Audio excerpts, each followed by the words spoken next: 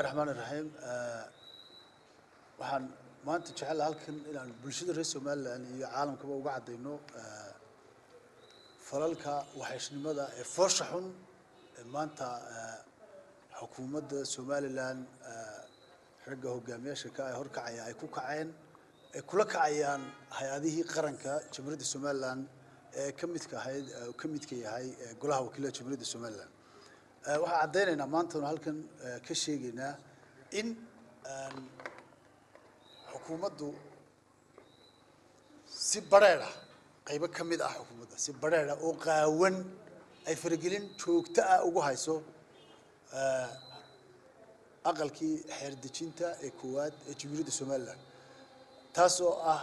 jabinaysa ama ay ku jabinayaan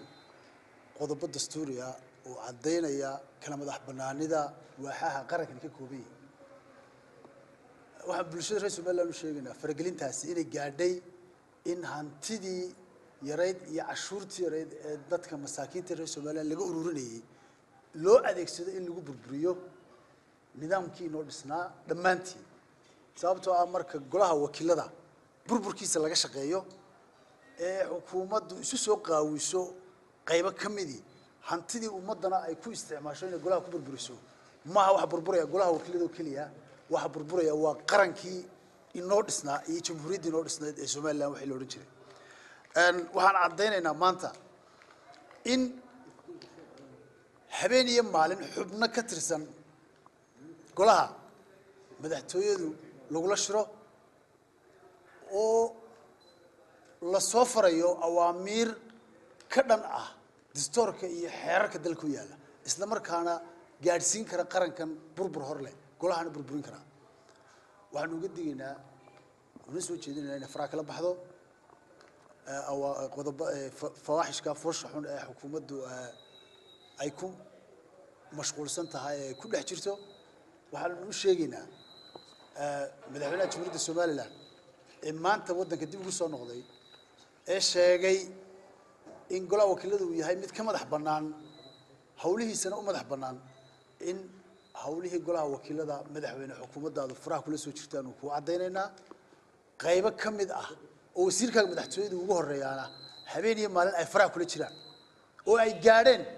in ay iyagu gudoomiyaal ka noqdaan guddi hoosaadiyadii golaha wakiilada qaarkood sida guddiga joogtada oo kale waxaanu cadeynaynaa oo naloo soo sheegay in guddiga joogtada xubno ka mid ah xirsi uu gudoomiye u noqday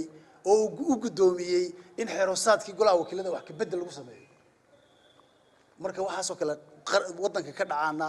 way dhaaftay dastuur jabin way dhaaftay nidaamkii noo dhisnaa oo lagu tunto waxay maraysaa in dalkii uu noqdo burbur hor leh ay u horseedo arrimahaasi maaha golaha wakiilada kaliya waxa arrintaasi ay burburinaysaa maaha nidaamkii noo dhisnaa oo kaliya waxay waxyeelaysaa laakiin waxay waxyeelaysaa waxa weeyaan jamhuuriyadda Soomaaliland daraf ilaa ka daraf xanuunka iyo cudurka foosha xun iyo fawaaxishka golaha wakiilada ay kula dhexmeerayaan ragga oo wasiirka madaxtooyada u horeeyana waxaan u sheegaynaa inaanay ku eekaan doonin dabkaasi iyo fidmada ay golaha ka dhex abuurayaan golaha wakiilada kaliya ee dhammaan qaranka ay wada gaari doonto madaxtooyaduna uga horeyn doonto waxaan uga digaynaa madaxweynaha tallaabo degdeg ah inuu ka qaado arrinta dibna uga fadhiisto kuna eekaadaan hay'adihii sharciyan ay xaq u lahaayeen ee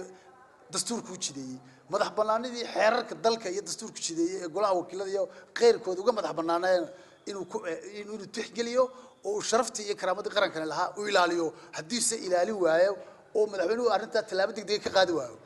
ma noqon doonto dabka halkan laga shidaya mid ku eekaada golaha wakiilada kaliya kursi walba uu gaari doonaa dalkana uu wada saameyn doonaa